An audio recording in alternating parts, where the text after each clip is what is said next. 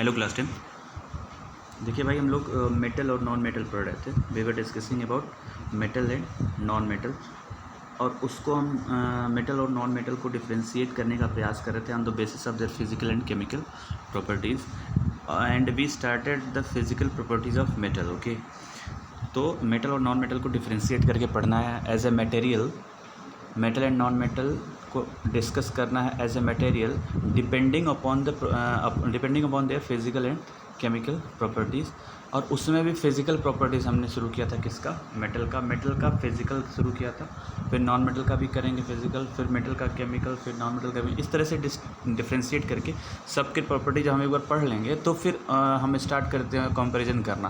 फिर हम जब जितनी बार इसको पढ़ेंगे उतना हमें ज़्यादा क्लियर होगा सबकी प्रॉपर्टीज़, और हम उसको डिफ्रेंशिएट कर सकेंगे बहुत ईजिली। समझ में आ रही बात? बहुत ईजिली डिफ्रेंशिएट कर सकेंगे। तो 3.2 तक हमने कर लिया था, 3.3 से हमें डिस्कस करना है। एक्टिविटी से देखते चलते हैं क्या करना है। ठीक है, take pieces of iron, zinc, lead and copper, चारों मेटल हैं, ठीक है ना। Place any one metal on a block of iron and strike it 4 or 5 times with a hammer. What do you observe? ठीक है ना, कोई मेटल आयरन के ब्लॉक पे रखना है, ठीक है ना। Place any one metal on a block of iron and strike it 4 or 5 times with a hammer. Hammer से उसको स्ट्राइक मतलब पीटना है। आप क्या ऑब्जर्व करोगे? देखते हैं आगे क्या होगा। रिपीट विद अदर मेटल्स के साथ भी वही करना है। Record the change in the shape of these metals. In metals के शेप में, जैसे एक कोई मेटल है उसको हैमरिंग करनी है उसकी, और फिर उसके बाद क्या उसके शेप में चेंजिंग आती है वो हमें ऑब्जर्व करना है। तो इस एक्टिविटी से निकल के क्या आएगा रिज़ल्ट, ये नीचे लिखा हुआ है। क्योंकि अभी हम कर नहीं सकते तो डायरेक्ट हम रिजल्ट बता भी नहीं रहे हैं आपको, पहले रिजल्ट नहीं बता रहे हैं। क्यों? क्योंकि फिर ये पढ़ने का मज़ा ख़त्म हो जाएगा और इंटरेस्ट ख़त्म हो जाएगा, ठीक है ना। और वो फिजिकल प्रॉपर्टी जैसे लेस्चर और हार्डनेस वाली प्रॉपर्टी हमने देखा था पिछली क्लास में थ्रू एक्टिविटी इसलिए हम डिस्कस करते हैं क्योंकि चीज़ें फिर ओरिजिन से हमें पता चलती है, ठीक है ना।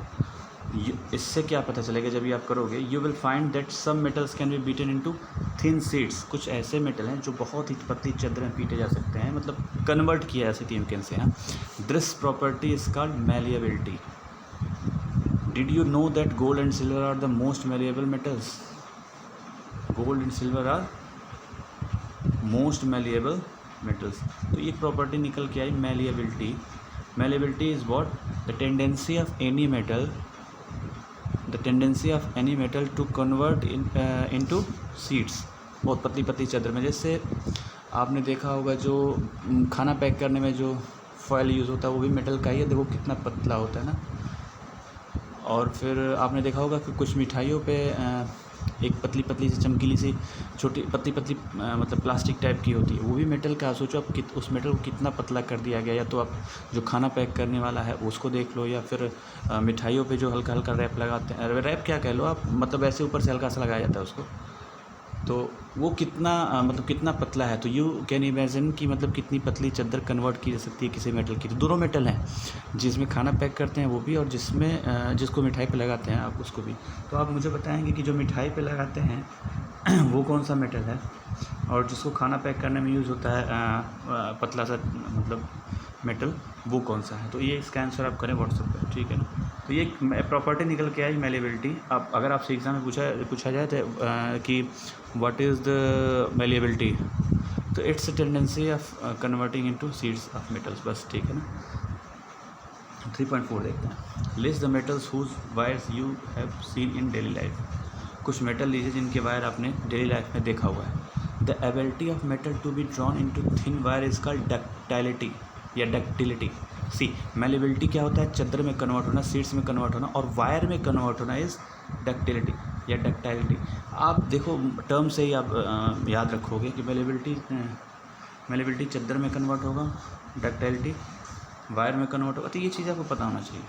Gold is the most ductile metal, ये आपको पता होना चाहिए कि मोस्ट डक्टाइल मेटल कौन सा है? गोल्ड। अभी ऊपर ने देखा था आपने क्या कि gold and silver are the most malleable metal and gold is the most ductile metal. You will be surprised to know that a wire of about 2 kilometer strength can be drawn from a 1 gram of gold. 1 ग्राम अगर सोना ले लीजिए, 1 ग्राम सोना लेंगे तो उस 1 ग्राम सोने से 2 किलोमीटर लंबी तार तैयार की जा सकती है। ये डक्टिलिटी, इस इतने हाई लेवल की डक्टिलिटी या डक्टिलिटी होती है गोल्ड की, ठीक है ना। It is because of their malleability and ductility that metal can be given different shapes according to our needs. ये जो दोनों प्रॉपर्टी निकल के आई, मेलेबिलिटी और डक्टिलिटी, इसके कारण हम किसी भी मेटल को अपनी नीड्स के हिसाब से उसको शेप दे सकते हैं या साइज़ में कन्वर्ट कर सकते हैं। ओके, ये चीज़ आपको पता होना चाहिए। Can you name some metal that are used for making cooking vessels? या आप आंसर करें कि कुछ ऐसे मेटल हैं जो आप जानते हैं मेकिंग कुकिंग वेसल्स बनाने के लिए जो मेटल को यूज़ होता हो, तो आप बताएं मुझे। Do you know why these metals are used for making vessels? अच्छा, कुछ प्रॉपर्टी होगी तभी तो उसको कुकिंग वेसल्स बनाने के लिए यूज़ होता है। तो कौन सी प्रॉपर्टी हैं? ऑब्वियसली यही प्रॉपर्टी होंगी जो पहले दी होंगी, या कुछ और भी प्रॉपर्टी होंगी। Let us do the following activity to find out the answer. अब वो कौन से मेटल होते हैं जो कुकिंग वेसल में यूज़ होते हैं, वो भी नीचे दिखा होगा, इस एक्टिविटी में पता चलेगा। और कौन सी प्रॉपर्टी हैं जो उसको कुकिंग वेसल में कन्वर्ट करने के लिए रिस्पॉन्सिबल या मतलब एबल बनाते हैं उसको, ये भी मतलब इस जो ये पैरा था, इसका आंसर हमें नेक्स्ट एक्टिविटी मिल जाएगा। इस पैरा का आंसर, इस नहीं पूरा, इसका छोटा कैन यू से छोटा वाले, ठीक है ना, छोटे वाले का मिल जाएगा आंसर नीचे वाली एक्टिविटी में, ठीक है ना। देखिए एक्टिविटी 3.5 सी। अच्छा, एक मैं इस प्रॉपर्टी को बताने से पहले एक लाइन बोल देता हूँ कि the most of the metal are the good conductor of heat as well as electricity. इस दोनों एक्टिविटी से ये पता चलने वाला है कि ज़्यादा से ज़्यादा मेटल हैं वो अच्छे कंडक्टर हैं हीट के एज वेल एज इलेक्ट्रिसिटी के, ठीक है। अब देखते हैं ये एक्टिविटी, देखते हैं क्या है इसमें। मेटल, अब देखो यहाँ प्रॉपर्टी नीचे आ गई है इसकी। Metal are good conductor of heat, ठीक है ना। एक स्टैंड लगाएंगे, क्लैंप है ये जिस पे फिक्स करते हैं। एक कोई मेटल वायर ले लेंगे, ठीक है। इस पे यहाँ पिन, एक वैक्स से पिन यहाँ फिक्स करेंगे, ठीक है ना। इस पिन को फिक्स किया हमने वैक्स की हेल्प से, और बर्नर से फिर उसको एक दूसरे एंड पे कहीं बीच में, या मतलब इस किनारे पे, एकदम यहाँ नहीं, यहाँ पे कहीं इसको हीट करना शुरू करेंगे। इससे पता क्या चलेगा, अब ये एक्टिविटी में ये लिखा हुआ है, ठीक है ना। इससे पता क्या चलेगा, the above activity shows that metal are good conductor of heat and have high melting point. High melting point कैसे पता चलेगा?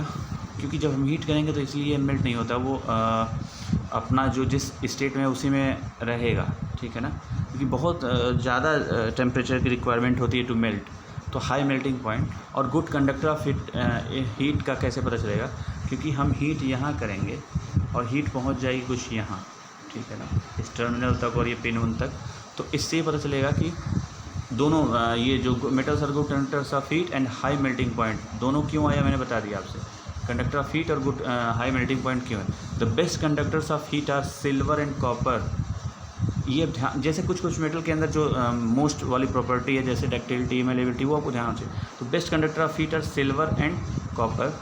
और lead and mercury are comparatively poor conductor of heat. अब पुअर कंडक्टर ऑफ हीट अगर आपसे कौन कौन से मेटल होते हैं तो बताना होगा, तो लेड और मरकरी। और सिल्वर और जो कॉपर है वो बेस्ट कंडक्टर ऑफ, ठीक है ना। अब ये तो हो गया हीट। तो do metals also conduct electricity? Let us find out. इसमें क्या करना है, आपको बैटरी लेनी है, ठीक है, जहाँ से आपको थोड़ा सा मतलब सोर्स मिल जाए एनर्जी का। 2 टर्मिनल होंगे, यहाँ बल्ब फिट करना है आपको, ठीक है ना। और जिस मेटल को ट्राई करना है, टेस्ट करना है कि वो कंडक्ट करता है इलेक्ट्रिसिटी कि नहीं, इन दोनों टर्मिनल के बीच उसको फिट कर देना है। अब यही किया गया इस एक्टिविटी में। अब इस एक्टिविटी से रिजल्ट क्या निकल के आया, ये देखिए आप। You must have seen that the wires that carry current in your homes have a coating of PVC, polyvinyl chloride बोलते हैं इसको, और a rubber like material, ठीक है ना। Why? अच्छा, इसका आंसर आप देंगे हमको कि वो एक ऊपर मैंने जो क्वेश्चन दिया था उसका आंसर, और ये भी बताएंगे कि why are electric wires coated with such substances। जो आपके घरों में जो वायर होते हैं उनकी कोटिंग PVC या रबर लाइक मटेरियल से क्यों करते हैं। और कॉमन सेंस वाला क्वेश्चन, लेकिन आप बताएं इस एक्टिविटी से क्या निकल के आएगा कि metals are good conductors of electricity, क्योंकि इसमें जब हम मेटल रखेंगे तो ये बल्ब आराम से जलेगा। कोई जैसे मान लो अगर कुछ ऐसा मेटल यहाँ रखते कि जो नॉन कंडक्टर ऑफ इलेक्ट्रिसिटी होता तो वो सर्किट पूरी कंप्लीट ही नहीं होती। मतलब यहाँ अगर कोई ऐसा मटेरियल रख दो जो कंडक्टर नहीं है, तो जब यहाँ बैटरी ऑन करेंगे या एनर्जी सोर्स सप्लाई करेंगे तो पूरा सर्किट में इलेक्ट्रॉन फ्लो नहीं हो पाएगा, क्योंकि यहाँ जो बीच में एक मटेरियल है वो बाधा, मतलब रेजिस्टेंस मतलब वो रेजिस्टेंस नहीं, एक हिंड्रेंस पैदा करेगा कि जो इलेक्ट्रॉन फ्लो ही नहीं हो पाएंगे पूरे सर्किट में। जब फ्लो नहीं हो पाएंगे तो बल्ब जलेगा ही नहीं। अगर मेटल होगा तो ईज़िली जलेगा, मतलब बर्न होगा, ये बल्ब जलेगा मतलब। तो जब जलेगा ईज़िली तो दैट्स इससे ये पता चलेगा कि यहाँ जो है रखा गया वो मेटल ही है और मेटल कंडक्ट करता है इलेक्ट्रिसिटी को। हम नॉर्मली कोई मेटल यहाँ सिल्वर या कुछ भी जो बेस्ट कंडक्टर होते हैं इलेक्ट्रिसिटी के, उसको यहाँ फिट करेंगे, देखेंगे बल्ब जलेगा और ये प्रूव कर देगा कि the metals are good conductors of electricity, that's it. Metals are good conductors of electricity. What happens when, अब यहाँ देखते हैं, ये हो गया ठीक है ना। What happens when metals strike a hard surface, do they produce a sound. हाँ, घंटी वगैरह जो मंदिरों में लगा है उसको भी, और भी the metals that produce a sound on striking a hard surface are said to be sonorous. एक ये प्रॉपर्टी निकल के आई, striking a hard surface are said to be sonorous. वो जो ऐसे मेटल जो साउंड प्रोड्यूस करते हैं किसी हार्ड सरफेस से टकराने के बाद, वो क्या होते हैं या क्या कहलाते हैं, sonorous. Can you now say why school bells are made of metals. अब यहाँ से तो हम पता कर सकते हैं ना कि जो स्कूल में घंटियाँ लगी होती हैं बेल, वो मेटल्स की क्यों बनी होती हैं। यही प्रॉपर्टी, सोनरस वाली प्रॉपर्टी मेटल्स की उनको रिस्पॉन्सिबल बनाती है यूज़ करने के लिए, ठीक है ना। मेटल हो गया फिजिकल प्रॉपर्टी। नेक्स्ट क्लास में हम नॉन मेटल शुरू करेंगे।